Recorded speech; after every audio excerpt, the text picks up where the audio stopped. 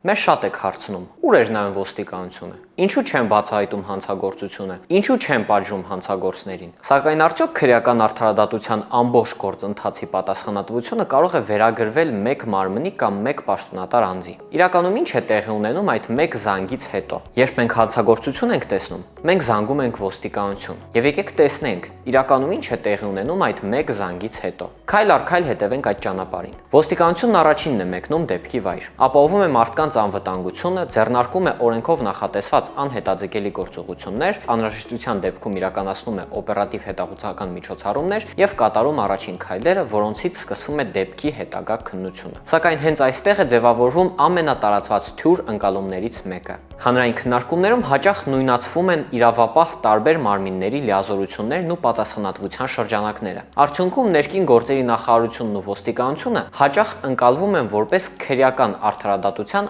ամբողջ համակարգի պատասխանատու։ Իրականում ոստիկանությունն այդ համակարգի կարևոր, բայց միայն մեկ օղակն է։ Յուրաքանչյուր փուլ իրականացվում է օրենքով լիազորված տարբեր պետական մարմինների կողմից, եւ յուրաքանչյուրն իր պատասխանատվությունն է կրում միայն իր լիազորությունների շրջանակում։ Հայաստանում ոստիկանություն եւ նախաքննություն իրականացնող մարմինները տարբեր պետական կառույցներ են։ Երբ ոստիկանությունն ավարտում է օրենքով իրեն վերապահված գործողությունները, սկսվում է հաջորդ փուլը։ Նախաքննությունն իրականացնում է օրենքով իրավասու նախաքննության մարմինը, քննչական կոմիտեն։ Հենց քննիչն է օրենքով սահմանված իր լիազորությունների շրջանակում որոշում, թե ինչ ապացույցներ պետք է հավաքվեն, ում հարցակ քննել, ինչ փորձաքննություններ նշանակել եւ ինչ ընթացք տալ քրեական վարույթին։ Այս տարանջատումն ունի կարևոր նպատակ՝ ապահովել նախաքննության անկախությունը եւ գործընթացի օրինականությունը։ Այնուհետև նախաքննության օրինականության նկատմամբ հսկողությունն իրականացնում է դատախազությունը, իսկ անձի մեղավոր կամ անմեղ լինելու հարցը որոշում է միայն դատարանը։